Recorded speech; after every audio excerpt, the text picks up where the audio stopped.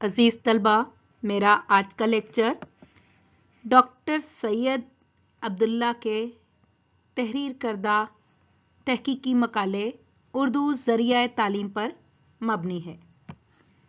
इस मज़मून की तरफ बढ़ने से पहले मैं आपसे एक वाक़या बयान करना चाहूँगी जो कि जोश मली आबादी ने अपनी किताब में, या किताब का नाम है यादों की बारात, उसमें तहरीर किया।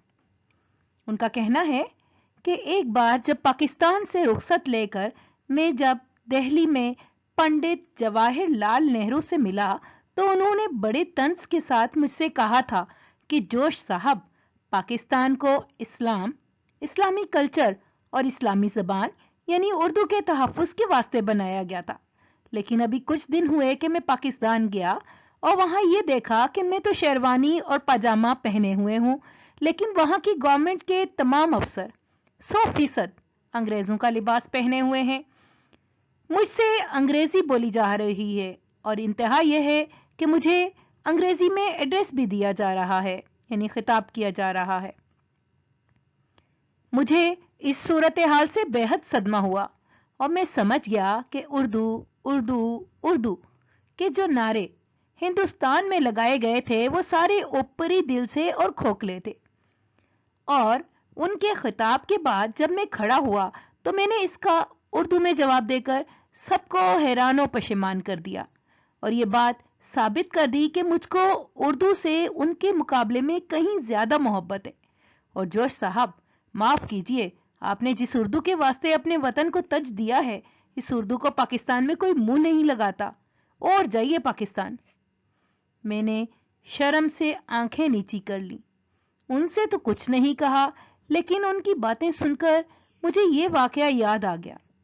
मैंने पाकिस्तान के एक बड़े शानदार मिनिस्टर साहब को जब उर्दू में खत लिखा और इन साहब बहादुर ने अंग्रेजी में जवाब मरहमत फरमाया, तो मैंने जवाबुल जवाब में ये लिखा था कि जनाबे वाला, मैंने तो आपको अपनी मादरी जबान में खत लिखा, लेकिन आपने इसका जवाब अपनी पदरी जबान में तहरीर फरमाया है। उम्मीद है कि ये जोश मली आबादी ने जो एक तंजिया या चुटकुला अंदाज में इख्तियार किया, अंदाज़े बयान में, आप समझ गए होंगे। तो हम पहले डॉक्टर सैयद अब्दुल्ला के मुख्तसर हालात ज़िंदगी और उसके बाद उनके मज़मून की तरफ बढ़ते हैं।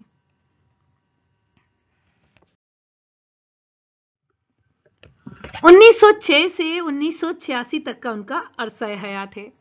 सूबा सरहद के ज़िला मानसेरा में पैदा होने वाले डॉक्टर सैयद अब्दुल्ला उर्दू के लिए अपनी खिदमत की वजह से हमेशा याद रखे जाएंगे। अपनी आखिरी सांस तक उन्होंने उर्दू के लिए भरपूर जदोजहद की। मौलवी अब्दुल हक के बाद डॉक्टर सैयद अब्दुल्ला वाहिद ऐसे शख्स हैं जिन्होंने अपनी ज़िंदगी का हर दिन उर्दू ज़बान को इसकी हैसियत दिलवाने के लिए वक्फ कर दिया। वो बाबाए उर्दू के हकीकी जानशीन थे। इसी वजह से बहुत से लोग इन्हें बाबाए उर्दू सानी कहते हैं। और अब इनके तर्ज तहरीर की खसूसियात। उर्दू लिसानियात के मयार को बामे उरूज तक पहुंचाने में डॉक्टर सैयद अब्दुल्ला अहम मुकाम के हामिल हैं। उन्होंने अपनी तहरीरों से ठोस तामीरी खिदमत सर अंजाम दी। इस लिहाज से वो उर्दू अदब के हामियों में एक गैर फ़ानी शख्सियत का दर्जा रखते हैं। उनकी तहरीरों में सबसे नुमायां खूबी उनकी असर अंगेज़ी है। उनकी कही हुई बात दिल में उतर जाने की सलाहियत रखती है। बयान की सादगी उनके तर्ज तहरीर की एक और अहम खूबी है। उनके मज़ामीन में अदबी और इल्मी तहकीक के इंकशाफात जा बजा नुमायां हैं। इसी हवाले से उनकी तहरीरों में एक मुहक्किकाना शान नज़र आती है।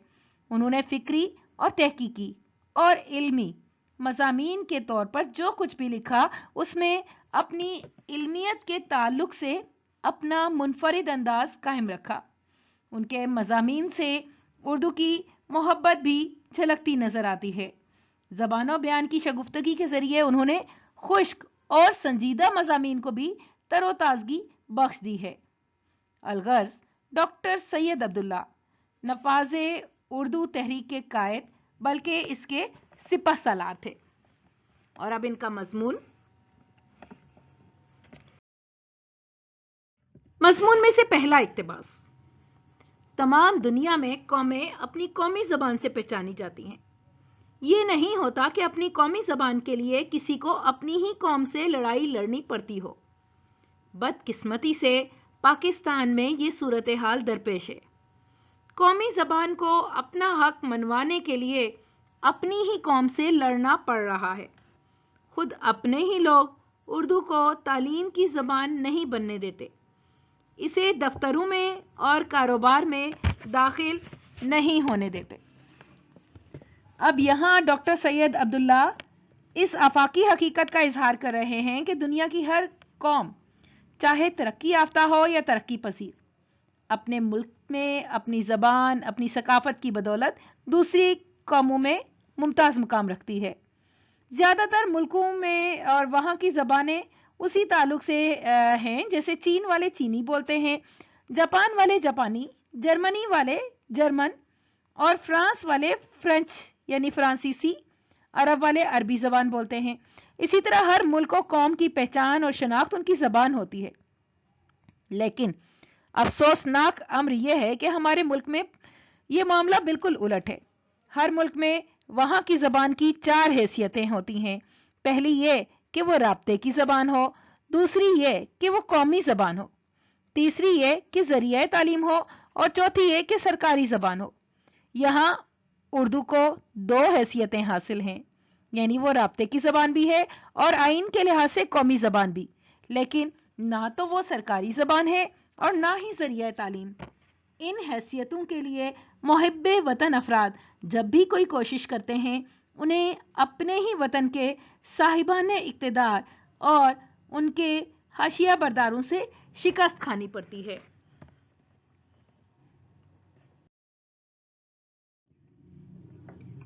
मजमून से अगला इक़्तिबास।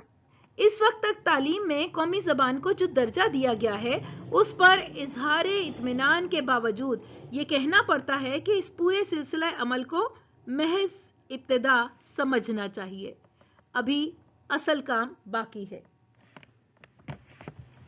मुसन्निफ ज़रिए तालीम बतौर उर्दू के लिए इस रुकावटों का जिक्र कर रहे हैं कि हमारी कौम के बहुत से लोग ऐसे हैं जो इसके तालीम की ज़बान यानी उर्दू मीडियम को एक ज़रिया नहीं बनने देते, दफ्तरी ज़बान बनने से रोकते हैं, कारोबार में दाखिल नहीं होने देते, यानी ये सरकारी ज़बान ना बन सके। ये चाहते हैं कि जो सारा कारोबार है ये राब्ते की गुफ्तगू उर्दू में हो और कभी कभार अंग्रेज़ी के अल्फाज इस्तेमाल हो जाएं, बल्कि अगर अंग्रेज़ी और उर्दू को मिलाकर काम चलाने में वो चलाना पड़े तो उसको कोई मायूब नहीं समझा जाता। तकरीबन 70 साल से ज़ायद गुजर चुके कि इंग्लिश मीडियम में तालीम जारी है, लेकिन इससे पढ़कर निकलने वाले लोग शाज़ो नादिर ही कभी अंग्रेज़ी से पूरा काम लें, वरना उर्दू और इंग्लिश के मिक्सचर से बात की जाती है। अंग्रेज़ी भी नहीं आती है और उर्दू भी नहीं आती। बुनियादी मसला ज़रिया तालीम का है कि कौमी तालीमी पॉलिसी में उर्दू को ज़रिया कैसे बनाया जाए। फिल वक्त ये एक लाजमी मजमून की हैसियत से मजमून के तौर पर इस ज़बान को पढ़ाया जाता है, वो भी सिर्फ इंटरमीडिएट की हद तक। इससे आगे फ़नून की बात अलग है, लेकिन कॉमर्स, मेडिकल, मैनेजमेंट साइंसेस में डिग्री की सतह पर उर्दू को खैर बात कह दिया गया है। इसीलिए मुसन्निफ कहते हैं कि असल काम अभी बाकी है कि उर्दू को हम किस तरह से इसकी असल हैसियत दिलाएं। ए अहले वतन, उठो जागो। और इसी हवाले से परवीन शाकिर का एक शेर है, कैसे कह दूं कि मुझे छोड़ दिया है उसने, बात तो सच है मगर बात है रुसवाई की।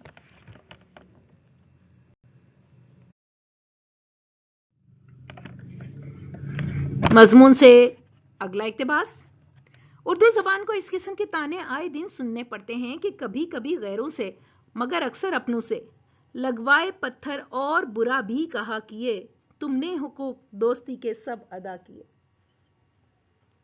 नफाज़े उर्दू के हवाले से साहिब मजमून कहते हैं कि जो कुछ लिखा जाता है, तमाम एक्ट, तमाम रूल्स, ये सब के सब उर्दू में नहीं बल्कि अंग्रेजी में लिखे जाते हैं। अब तक के सलूक से तो यही जाहिर होता है कि जो भी मुरव्वजा ज़बान है, सिर्फ आइन के लिहाज से है। उर्दू कौमी ज़बान तो है लेकिन आइन के तौर में शामिल है, आइन की वजह से। अमलन ना वो तालीमी इदारों में है, यानी पूरी तरह मौजूद नहीं, और ना अदालतों में और ना दफ्तरों में।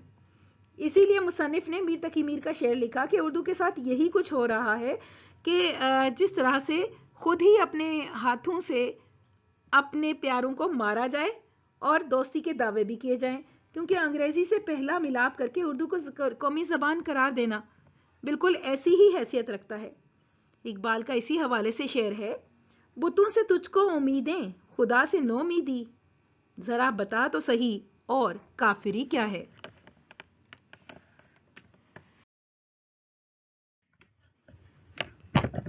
मज़मून से अखज़ करदा अगला इक़्तिबास। तालीम जहाँ एक नज़री सिलसिला है, वहाँ इसके अमली पहलू और अफादी मकासद भी हैं। तालीम महज दिमागी वर्जिश और तफरीही मशगला नहीं, वो एक नाफे और फ़ायदेमंद इस्तेमाल की मशक है। यहाँ साहिब मज़मून का कहना है कि तालीम बतौर नजरी यानी थ्योरिकल पहलू ही हम उसे नहीं ले सकते, थ्योरेटिकल कि जिसे सिर्फ पढ़ा दिया जाए, समझा दिया जाए और याद करा दिया जाए, बल्कि जितना नजरी हिस्सा अहम है इतना ही इसको हम अमली तौर पर यानी प्रैक्टिकल इसका भी इस्तेमाल है। तालीम को माशरे, कौम और किसी भी फ़र्द के लिहाज से हम अहम समझ सकते हैं कि कुछ लोग कहते हैं तालीम बराए तालीम, दिल खुश करने के लिए या महज शौक के लिए पढ़ते हैं, एक मशगले के तौर पर। और ख़ास तौर पर कुछ लोग आला तालीम को हर फ़र्द के लिए ज़रूरी नहीं समझते। अब यहाँ ऐसे लोग गलती पर हैं कि वो आला तालीम याफ्ता और कम तालीम याफ्ता को बराबर समझते हैं। अमली ज़िंदगी में दोनों बराबर नहीं हो सकते। तालीम एक नफ़ा देने वाली और ज़िंदगी के उमूर में बामायनी इत्तलाक यानी कह सकते हैं यूज़फुल एप्लीकेशंस, उनको दोहराने का नाम है। जैसे कारीगर बगैर औजार के और महारत के कैसे काम करेगा, इसी तरह कम तालीम याफ्ता या गैर तालीम याफ्ता शख्स की मिसाल भी ऐसी ही है। और तालीम याफ्ता और आला तालीम याफ्ता अपनी सलाहियत को महारत के साथ काम का उम्दा नमूना और बेहतरीन कारकर्दगी का मुजाहरा करके पेश करेगा। हमारे अहले नज़र और साहिबाने इक़्तिदार और दौलतमंद ताजिर इस बारीक फ़र्क को समझने से कासिर है। लोगों की खाम ख्याली और नाआकिबत अंदेशी की वजह से निस्फ सदी से ज़्यादा 70 साल से ज़्यादा का अरसा ऐसे ही गुजर गया, लेकिन हम अपनी कौमी ज़बान के लिए कुछ भी नहीं कर सके।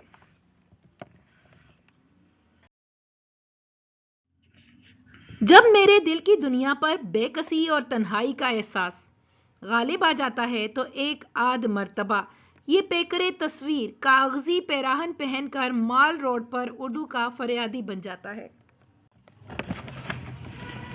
उर्दू बतौर ज़रिया तालीम, इसके मसले पर मुसन्निफ दुश्वारियों का जिक्र करते हैं कि ज़रिया तालीम तो बना दिया जाएगा, लेकिन दफ्तरी ज़बान से ताल्लुक़ नहीं होगा। तो जब तालिब इल्म अमली ज़िंदगी में कदम रखेगा तो मुख्तलिफ दफ्तरों में जब उसे काम करने पड़ेंगे तो हर जगह वो धुतकार आ जाएगा।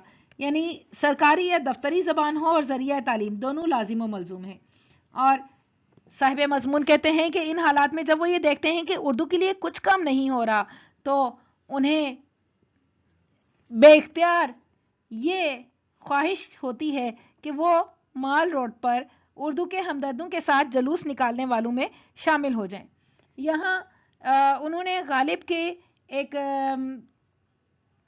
शेर से अपने इस जुमले को अखज़ किया है, जिसमें कागज़ी पैराहन और फरियादी और पैकरे तस्वीर के अल्फाज हैं। जो गालिब का शेर है, नक्श फरियादी है किसके, शौक़ी है तहरीर का, कागज़ी है पैराहन हर पैकरे तस्वीर का। तो दरअसल यहाँ सनत तलमी, जिसमें उस वाक़े की याद आ जाती है जब ईरान के एक बादशाह ने अपनी रियाया के लिए ये हुक्म जारी करवाया कि जो कोई फरियादी मुझ तक रसाई हासिल करना चाहे वो कागजी लिबास पहने तो दरबार में बासानी वो पहुंच सकता है। इसी तरह से गालिब ने कहा कि फरियाद करने वाले का लिबास कागजी होगा और कागजी चीज़ नहायत कमज़ोर होती है, जैसे हर तस्वीर का लिबास भी कमज़ोर होगा। तो मुसन्निफ भी इसी हवाले से कहते हैं कि माल रोड पर उर्दू के लिए फरियाद करने वालों का हाल भी इसी तरह कमज़ोर है कि मैं चाहूँ भी तो मैं उर्दू के लिए अगर फरियाद करने खड़ा हूँ शहर की मशहूर तरीन शाहराह पर भी पहुंच जाऊं, लेकिन मेरा हाल एक कमजोर फरियादी से ज्यादा कुछ ना होगा। अगला इक्तबास। इस सिलसिले में 2-3 उज़्र पेश किए जाते हैं। इनमें से एक ये है कि तेज मत चलो, तदरीज के साथ सब कुछ होना चाहिए। गुज़िश्ता 40 बरस में अक्सर यही हुआ कि तदरीज का मशवरा दिया गया। हमें मालूम है कि यह मसला इंडोनेशिया, ईरान, तुर्की, जापान, इसराइल, चीन वगैरह, बल्कि कदीम ज़माने में अंग्रेज़ी में भी महज जज्बात के ज़ोर से हल हुआ था, और उनमें से किसी ने यह नहीं कहा था कि कौमी ज़बान का सवाल उठाने वाले लोग जज्बाती हैं। उर्दू को ज़रिया तालीम बनाने के सिलसिले में साहिब मज़मून एक तवील जद्दोजहद का तजुर्बा बयान कर रहे हैं और कहते हैं कि मुख्तलिफ बहाने गढ़े गए, मुख्तलिफ बहाने तराशे गए। पहला बहाना ये कि तेज मत चलो, आहिस्ता आहिस्ता सब कुछ होना चाहिए, यानी एकदम से सरकारी ज़बान और ज़रिया तालीम को तब्दील नहीं किया जा सकता। मुसन्निफ कहते हैं मान लेते हैं कि तदरीज यानी आहिस्ता आहिस्ता हो, लेकिन आहिस्ता का मतलब तो मरहलावार होना चाहिए, मंसूबाबंदी भी होनी चाहिए कि पहले कदम पर क्या होगा और कितने दिन में दूसरा मरहला तय होगा। लेकिन सब हाथ पर हाथ रखे बैठे हैं। नतीजा यह है कि लोग और हुकूमत इस सिलसिले में कुछ करना भी नहीं चाहते, इसलिए अब तक कोई काम भी शुरू नहीं हुआ। और मजीद ये कहते हैं कि उन्हें मालूम है कि मुख्तलिफ ममालिक मसलन इंडोनेशिया, ईरान, तुर्की, जापान, जब इसराइल, चीन वगैरह, बल्कि एक कदीम ज़माने में खुद अंग्रेज़ी में भी यह मसला महज जज्बात के ज़ोर से हल हुआ था, और किसी ने यह नहीं कहा था कि कौमी ज़बान का सवाल उठाने वाले जज्बाती हैं। अब यहाँ हमें कौमी ज़बान को सरकारी ज़बान करार देने पर जज्बाती होने का ताना दिया जाता है, जबकि मुझे लगता है कि इस बात का मुतालबा करने वाले जज्बाती नहीं हैं, बल्कि इस अमल को रोकने वाले जज्बाती हैं जो ज़मीनी हक़ाइक़ को नज़रअंदाज करके वक्त के तकाज़ों की तरफ से आंखें बंद करके बैठे हैं। जज्बात से ना तो हक़ाइक़ को बदला जा सकता है और ना ही वक्त के तकाज़े को पसे पुश डाला जा सकता है।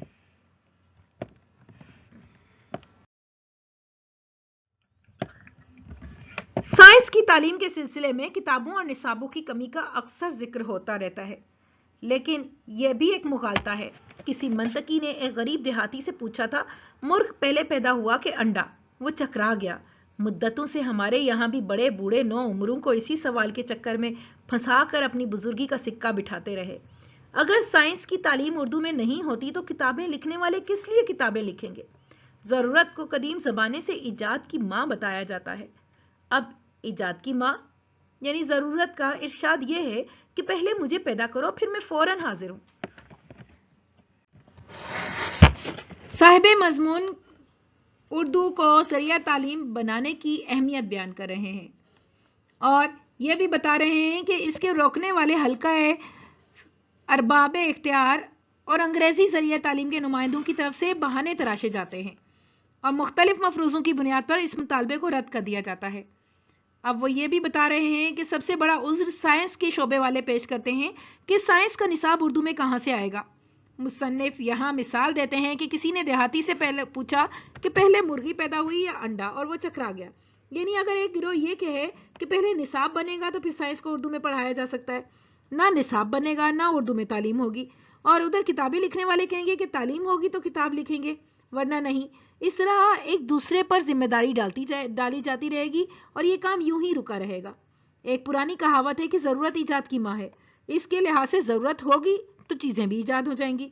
जब साइंस की तालीम को उर्दू में तफवीज़ किया जाएगा, उसको मुकर्रर कर दिया जाएगा, तो निसाब भी बन जाएगा, जैसा कि आजकल उर्दू यूनिवर्सिटी में है। और उर्दू ज़रिया तालीम का ऐलान कोई तो करे तो पढ़ाने वाले भी आ जाएंगे, पढ़ने वाले भी आ जाएंगे और निसाब भी बन जाएगा।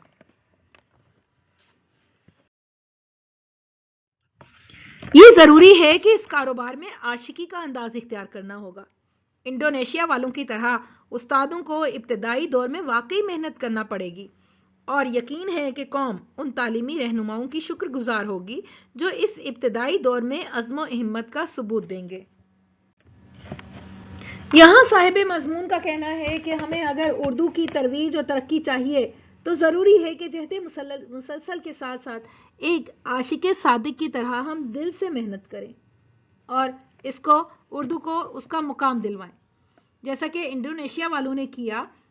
यानी इब्तदाई चंद सालों में उस्तादों को मेहनत करना होगी और यकीन है कि कौम ऐसे उस्तादों की शुक्रगुजार भी होगी। استادوں کو بے مثل عزم و ہمت کا ثبوت دینا ہوگا، مالی فوائد کو پس پش ڈالنا ہوگا، تو تعلیم کا شعبہ تو اس کا مسئلہ حل ہو جائے گا، اور قومی زندگی کے دیگر شعبوں میں بھی اس کی ضرورت ہوگی۔ مثلاً دفتروں میں اسی جذبے کے تحت آغاز میں روایات قائم کرنا ہوں گی۔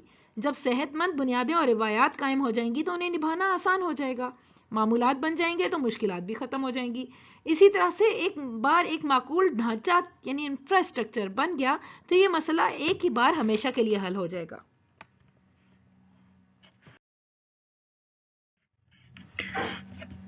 مضمون کے اگلے حصے میں صاحب مضمون نے اردو زبان کا بطور قومی زبان مختصر تاریخی سفر بیان کیا ہے۔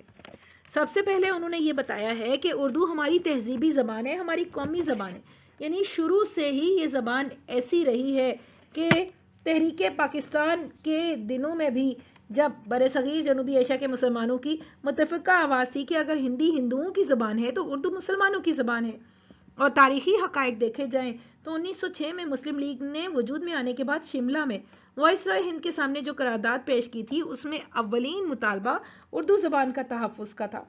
پاکستان بننے کے بعد اردو کے لیے پہلے 2 برسوں میں کراچی میں تعلیمی کانفرنس ہوئی، لاہور میں ترقی پسند مصنفین کی کانفرنس ہوئی، یہاں تک کہ قائد اعظم کو جب بار بار ڈھاکہ میں بنگلہ دیش کے لوگوں نے جو اس وقت سابقہ مشرقی پاکستان ہے، اب جو موجودہ بنگلہ دیش ہے، وہاں پر لوگوں کا یہ مطالبہ تھا کہ بنگلہ کو ان کی سرکاری زبان بنایا جائے، تو قائد اعظم ڈھاکہ پہنچے 1948 میں اور بتایا کہ ملک کی سرکاری زبان اردو ہی رہے گی۔ اور یہاں اسی حوالے سے قائد اعظم نے جب اعلان کیا تو یہ کہا کہ صوبائی دائرے میں ہم بنگلہ کے حق میں فیصلہ کر سکتے ہیں لیکن ملک کی سرکاری زبان صرف اور صرف اردو ہوگی، اور اس حتمی فیصلے کے بعد پھر کسی میں ہمت نہ ہوئی کہ اس بارے میں قائد اعظم کی زندگی میں دوبارہ کچھ بولتا۔ آہستہ آہستہ 11 ستمبر 1948 کو جب وفات ہوئی تو اس کے بعد آہستہ آہستہ اختلافی آوازیں اٹھنے لگی۔ پھر 1953 میں تاریخی کانفرنس ہوئی، اس میں سید سلمان ندوی کے خطبے کے خلاف ڈھاکہ میں شورش اٹھی، اور اس جدوجہد کے نتیجے میں 20 اپریل 1954 کو اردو کے ساتھ بنگلہ کو بھی قومی زبان بنا دیا گیا۔ یہ فیصلہ ہو گیا کہ 2 سرکاری اور قومی زبانیں ہوں گی، ایک اردو اور دوسری بنگلہ۔ یہ صورتحال مشرقی پاکستان یعنی موجودہ بنگلہ دیش کی علیحدگی تک قائم رہی، اور اس کے بعد ہم آگے دیکھتے ہیں کہ جب 1956 کا جو آئین بنا اس میں 2 زبانوں کا مسئلہ، قومی زبانوں کا مسئلہ حل کر دیا گیا، اور اس کے بعد آگے جب یہ دستور ختم کیا گیا تو 1958 میں جو ایک شریف کمیشن قائم ہوا تھا اس میں بھی دونوں قومی زبانوں کا جائزہ لینے کے بعد اس کمیشن نے دونوں زبانوں کی حیثیت کو عملاً تسلیم کر لیا تھا۔ اس کے بعد جب نور خان کمیشن بنا اور جو 1969 میں قائم ہوا،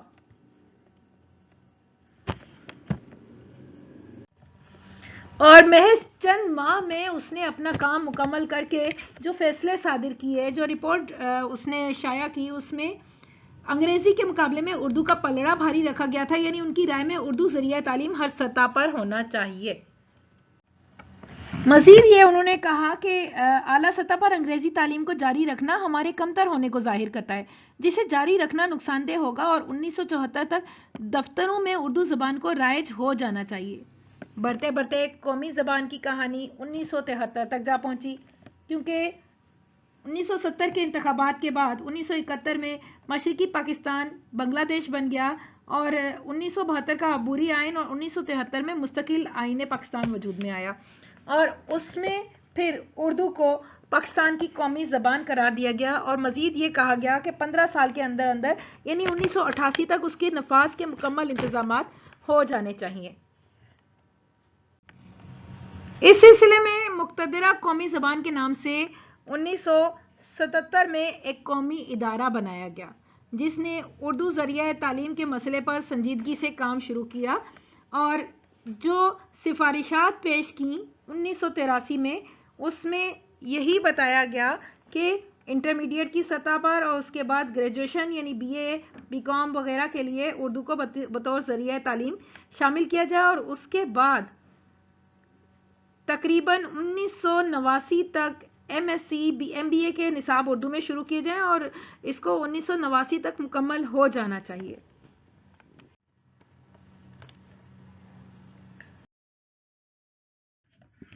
مضمون سے اگلا اقتباس، سائنس والے لوگ بھی اپنی زبان کے زور سے یا تجربوں سے سائنس میں مقام حاصل کرنے کے بجائے انگریزی کے متعلق کچھ ایسا رویہ اختیار کرتے ہیں، یعنی کفش بردار بن جانا چاہتے ہیں، جو خود انگریز لوگ ازمنہ متوسط میں 500 سال تک فرینچ اور لاطینی کے متعلق اختیار کرتے رہے۔ پہلے کفش بردار کے معنی یعنی ادنا چوتیاں اٹھانے والا، ازمنہ متوسط یعنی درمیانی زمانہ، درمیانی عرصہ، درمیانی صدیاں۔ اب صاحب مضمون اہل سائنس کا یعنی سائنس والے لوگوں کا حال بیان کر رہے ہیں کہ سائنس تجرباتی مضمون ہے جس میں زیادہ سے زیادہ عملی کام کیے جاتے ہیں، پریکٹیکل کیے جاتے ہیں، اور اعلیٰ کامیابی کا دار و مدار اس بات پر ہے کہ کون کتنا سمجھ سے اور تجربے سے آگے بڑھ رہا ہے۔ اسے سمجھنے کے لیے آسانی اپنی زبان میں ہی ہوتی ہے، جس میں سوچنا اور بیان کرنا غیر زبان سے زیادہ آسان ہوتا ہے۔ لہٰذا کہہ سکتے ہیں کہ سائنس میں کامیابی کے لیے سوچنا اور عمل کرنا، تجربہ کرنا اپنی زبان میں زیادہ مناسب ہے۔ تو سائنس میں کامیابی کے لیے سوچنا، عملی تجربہ، یہ بنیادی چیزیں ہیں، لیکن یہاں معاملہ الٹا ہے۔ سائنس پڑھنے والے انگریزی میں استعداد بڑھانے میں لگے رہتے ہیں کہ کسی طرح انگریزی آ جائے۔ ساری صلاحیتیں انگریزی سیکھنے پر لگ جاتی ہیں جو پھر بھی نہیں آتی۔ اب اسی وجہ سے کوئی کارنامہ، کوئی فکری اور تجرباتی عمل سائنس کے میدان میں نہیں ہو پاتا۔ تقریباً یہی رویہ انگریزوں کا قدیم زمانے میں رہا ہے۔ وہ اپنی زبان کو اہمیت نہیں دیتے تھے، فرینچ اور لاطینی زبان سیکھنے میں سارا وقت لگ جاتا تھا، اس لیے اصل مضمون میں انہیں مہارت نہیں حاصل ہوتی تھی بلکہ سرسری معلومات ہی سے گزارا کرنا پڑتا تھا۔ آج کل ہمارا ایسا حال ہے۔ در حقیقت ہم انگریزی کے مخالف نہیں ہیں، کیونکہ محض مخالفت سے یہ مسئلہ حل نہیں ہو سکتا، بلکہ انگریزی یا کسی زبان میں کوئی خرابی نہیں، خرابی ہمارے رویے میں ہے۔ اگر ہمارا رویہ بدل جائے تو اسے بحیثیت بین الاقوامی زبان کے سکھانا نہایت کارآمد ہوگا، ہم اور فوائد بھی حاصل کر سکیں گے۔ اس کا تعلق سائنس سے جوڑ کر ہم صرف گھاٹے میں ہی رہیں گے، یعنی ہم سائنس کو اپنی زبان میں اردو میں پڑھیں گے تو اس کے فوائد بھی بہتر طور پر سامنے آ سکتے ہیں۔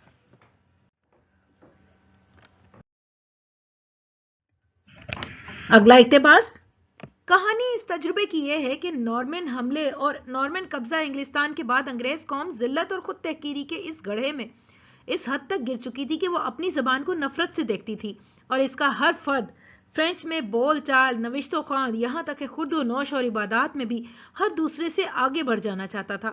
یہ ذہنی رویہ اتنا گہرا تھا کہ زندگی کے ہر شعبے میں انگریزی الفاظ متروک اور فرینچ کے الفاظ زبان میں داخل ہوتے گئے، جو فرینچ کی پسپائی کے بعد بھی زبان کے اندر پیوست رہے اور خارج نہ ہو سکے۔ یہاں صاحب مضمون انگریز قوم کی تاریخ بیان کر رہے ہیں کہ آج کل احساس کمتری کی وجہ سے جو رویہ ہم نے اردو کے ساتھ اختیار کیا ہے، اس کے بارے میں ہمیں انگریزی کے قدیم تجربے سے سیکھنے کی ضرورت ہے،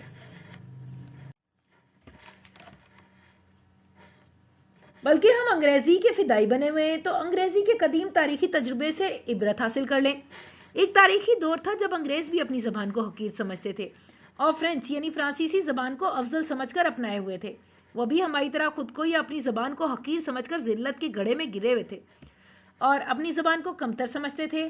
فرانسیسی اور لاطینی کو اعلیٰ زبان سمجھ کر ہر کام اس میں کرنے کی کوشش کرتے تھے، بول چال، لکھنا پڑھنا، کھانا پینا، یہاں تک کہ عبادت میں بھی ہر شخص اسی طرح فرانسیسی اور لاطینی لفظ بول کر خوش ہوتا تھا، ایک دوسرے سے بازی لے جانے کی کوشش کرتے تھے، جیسے آج کل ہم انگریزی کے الفاظ بول کر بڑے فخر سے خوش ہوتے رہتے ہیں۔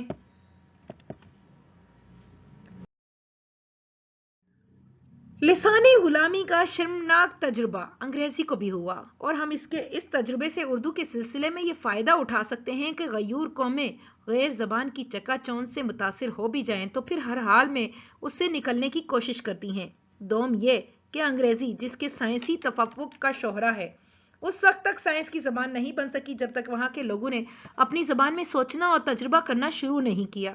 انگریزی میں سائنس نے اس وقت ترقی کی جب وہ فرینچ اثرات سے نکلنے کی سعی کرنے لگی۔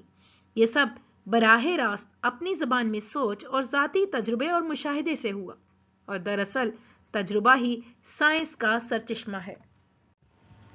یہاں صاحب مضمون بتا رہے ہیں کہ ہم بھی انگریزی ذریعہ تعلیم کے غلام بنے ہوئے، تو ہمیں انگریزی کے تجربے سے یہ بات سیکھنے کی کوشش کرنی چاہیے کہ 1150 سے 1500 تک اس زبان کی بدقسمتی کا اور کمتری کا دور تھا، یعنی انگریز فرینچ لوگوں کے غلام رہے، اور اس سے ہمیں سیکھنے کی ضرورت ہے کہ 350 سال کی غلامی کے بعد جب انہیں آزادی نصیب ہوئی تو انگلستان کے لوگ لسانی غلامی سے یعنی زبان کی غلامی سے بھی آزاد ہو گئے، اور غیرت مند قومیں دوسرے زبان کی شان و شوکت سے اور غیر معمولی ترقی اگر دیکھیں بھی کچھ روب میں آ جاتی ہیں، لیکن جیسے ہی انہیں احساس ہوتا ہے وہ اس صورتحال سے نکل بھی جاتی ہیں۔ ہمیں بھی انگریزی زبان کی غلامی سے نکلنے کی کوشش کرنی چاہیے، اور یہاں یہی بتا رہے ہیں کہ ہمیں وقت کے ساتھ زمانے کے ساتھ چلنا ہے، تو اپنی زبان میں ہمیں سیکھنا ہے، ہمیں سمجھنا ہے۔ اتنا عرصہ ہو گیا، 70 سال ہو گئے ہم سائنسی مضامین انگریزی میں پڑھ رہے ہیں، لیکن نہ ان مضامین میں دسترس ہوتی ہے، کوئی کارنامہ سامنے نہیں آتا، نہ ہی انگریزی پر عبور حاصل ہوا۔ تو ہمیں جب انگریز قوم کو دیکھنا چاہیے کہ جب وہ فرینچ کے اثرات سے باہر نکلی تو اس نے سائنس میں ترقی کرنا شروع کی، اور انہوں نے جو سوچا، جو کام کیا، جو پہلی سائنس کی جدید سائنس کی پہلی شخصیت سامنے آئی وہ تھی نیوٹن۔ اس کے بعد لوگ آتے چلے گئے، یہاں تک کہ انگریزی کو مخزن علوم بنا دیا۔ یہ سب اپنی زبان میں سوچنے کا نتیجہ ہوا، ذاتی تجربے کی وجہ سے ہوا، مشاہدے کی وجہ سے ہوا۔ دراصل تجربہ ہی بنیادی اہمیت کا حامل ہے، اسی سے سائنس پیدا ہوتی ہے، اسی سے ترقی کرتی ہے۔ اور جس طرح ہم حاصل کرنے کی کوشش کر رہے ہیں انگریزی زبان سے سائنس پڑھنے کی، اسے ترقی دینے کی، تو ہمیں کچھ ہاتھ نہیں آ رہا، لہٰذا اس مرحلے پر ہمیں سنجیدگی سے اپنا جائزہ لینا چاہیے۔ سائنس ذاتی تجربے اور اپنی زبان میں سوچ کے نتیجے میں پیدا ہوئی ہے اور پیدا ہوتی ہے۔ محض دریوزہ گری سے کوئی بڑی ایجاد یا کارنامہ انجام نہیں پا سکتا۔ سائنس کو عملی بلندیوں تک پہنچانے والے پیدا نہیں ہو سکتے۔ دریوزہ گری یعنی بھیک مانگنا۔ مصنف سائنس کی ترقی کا ذکر کرتے ہوئے کہتے ہیں کہ 17ویں صدی میں سائنس نے تیزی سے ترقی کی، تو اس سے واضح ہوتا ہے کہ سائنس لیکچر سننے سے، کتابیں تالیف کرنے یا نوٹس رٹ لینے سے نہیں ہوتی۔ ترقی کرنا ہے تو سائنس کا مضمون خود سائنسی تجربوں کا مرہون منت ہے، اور جب یہ تجربات اور مشاہدات مختلف سائنسدانوں کے درمیان اپنی زبان میں بحث مباحثے کا موضوع بنتے ہیں تو سائنس کا علم جنم لیتا ہے۔ صرف کسی اور زبان میں مہارت اور مشق کی بنیاد پر یا سائنسدانوں کی غلامی کر کے سائنس وجود میں نہیں آ سکتی، نہ ہی کوئی ایجاد سامنے آ سکتی ہے، بلکہ سائنس کے علم کو اپنی زبان میں سمجھ کر اپنی سمجھ کی بنیاد پر تجربے کریں تو سائنسی ترقی ممکن ہے۔ یعنی ہمارے طریقہ کار کے لحاظ سے سائنس پڑھانے والے استاد تو سامنے آ سکتے ہیں، لیکن سائنسدان نہیں بن سکتے، اور پچھلے 70 سال سے زائد عرصے سے یہی چلا آ رہا ہے۔ ہم رومن رسم الخط کو، جو ہماری پوری تہذیبی زندگی کے لیے مہلک ہے، کسی صورت گوارا نہیں کریں گے۔ اب رومن رسم الخط، اس سے مراد زبان کو انگریزی یا کسی اور زبان کے حروف تہجی اور رسم الخط کی مدد سے لکھنا ہے۔ مصنف نے اسے مہلک اس لیے قرار دیا ہے کہ اس سے زبانوں کے اصل کو معدومیت کی طرف لے جانے کا راستہ کھلتا ہے۔ کسی زبان کو زندہ رکھنے کے لیے اس کا تحریری سرمایہ، رسم الخط اور حروف تہجی لازمی جزو ہیں۔ اگر اردو زبان کو غیر زبانوں کے رسم الخط میں لکھا جائے گا تو وہ وقت دور نہیں ہوگا جب ہماری زبان آنے والے دنوں میں وسیع ادبی ذخیرے سے محروم رہ جائے گی۔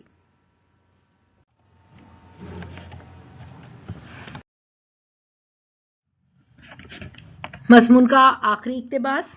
یہ 6 اصول ہمیشہ ہمارے مد نظر رہیں گے۔ ہم سوشل سائنس میں اردو ذریعہ تعلیم پر زور دیں گے، اور انسانیاتی مضامین تو ظاہر ہے کہ اردو میں ہی ہونے چاہیے۔ اور آخر میں ایک بار پھر اس عقیدے کا اعادہ کرتا ہوں کہ ہم انگریزی لازمی کے ہر حال میں حامی بلکہ علم بردار ہیں۔ ذریعہ تعلیم میں اردو کے نفاذ کی بحث کو سمیٹ کر مصنف نے 6 اصول واضح کیے، یعنی پہلا، انگریزی کی اہمیت مسلمہ ہے، ہم اس کی مخالفت نہیں کر رہے۔ دوسرا، اردو کا نفاذ مرحلہ وار مناسب ہے، بشرطے کہ معقولیت کے ساتھ عمل کیا جائے۔ نمبر 3، اصطلاحات کے سلسلے میں رواداری کا رویہ سہا جا سکتا ہے۔ نمبر 4، اردو کا رسم الخط یہی رہے گا۔ रोमन की कोई गुंजाइश नहीं। नंबर 5, रूसी, चीनी, जापानी, जर्मन, फ्रेंच, जो भी बैनुल अक़वामी ज़बानें, इनमें से कोई एक सानवी ज़बान भी तालीम का हिस्सा बन सकती है। और छठा असूल ये कि पढ़ाने वालों के साथ लेबॉर्ट्रियों में उम्रें गुजारने वालों को भी इस अमल में शरीक करके उनके तजुर्बे से फ़ायदा उठाया जाए। इसमें मज़ीद ये बात दोहराई गई है कि अंग्रेज़ी बहैसियत लाजमी मज़मून ही रहेगा जिसके हम सब अलमबरदार हैं। अब हम इस मज़मून के तनकीदी जायजे की तरफ आते हैं। एक भरपूर और जामे मकाला लिखा गया जिसमें उर्दू को बहैसियत कौमी ज़बान, दफ्तरी और सरकारी ज़बान बनाने की बात की गई और हर तरह से इसकी अहमियत और ज़रूरत को वाज़ेह किया गया है। मुसन्निफ़ का उसलूब तर्ज़े इस्तदलाल पर मबनी है, यानी दलाइल से अपनी बात को साबित करते हैं। सादा और सलीस अंदाज इख्तियार करते हुए उन्होंने अपने मौजू को बहुत खूबसूरती से बयान किया है। उनका तर्ज़े बयान भी इसी किस्म का है कि जो दिल को मोह लेता है और कारी बजाय ये कि कहीं कोई इख्तलाफी राय कायम करे, उनकी दलाइल के नतीजे में उनकी बातों का गर्विदा हुआ चला जाता है। मज़मून में हमें मकसदियत का जज्बा वाज़े नज़र आता है, यानी उर्दू को ज़रिया तालीम बनाने के हवाले से जिस तरह से साहिब मज़मून संजीदा थे, वही जज्बात, वही कौमियत के जज्बात, वही मिल्लत के लिए जो उनके जज्बात थे, उससे भरपूर ये मज़मून अपने तौर पर उर्दू का वाज़े तर्जुमान दिखाई देता है। ज़रूरत इस अमर की है कि हम इस मौके पर उर्दू ज़बान की अहमियत को समझें, अपनी कौमी ज़बान को उसकी इज़्ज़त दें, उसको जो मुकाम मिलना चाहिए वो उसके लिए कोशिश करें। इन्हीं अल्फाज के साथ मैं अपना आज का ये लेक्चर तमाम करती हूँ। वीडियो आपको पसंद आए तो लाइक कीजिए, चैनल को सब्सक्राइब कीजिए, कमेंट कीजिए। अल्लाह हाफ़िज़।